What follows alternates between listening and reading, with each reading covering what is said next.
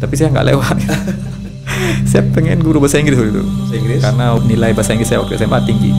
Saya ingin jadi guru bahasa Inggris. Ternyata saya 2 kali saya tes di guru bahasa Inggris nggak lewat. Akhirnya saya lewat di komunikasi. Saya berpikir, ya mungkin inilah jalan Allah. Ini yang terbaik karena udah 2 kali saya coba. Habis itu saya fokus terus. Oke, kalau saya di sini di komunikasi, apa nih kira-kira kegiatan yang mendukung saya gitu untuk jurusan ini? Di samping saya harus membiayai kuliah saya gitu kan.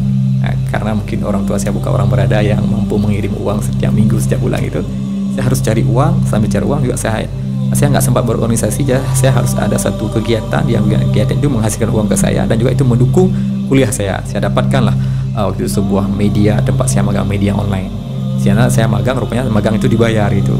Itulah saya mulai belajar menulis, walaupun di kampus saya udah mendapatkan teori, tapi ketika saya magang di media itu saya langsung mendapat prakteknya, ilmu praktiknya gitu.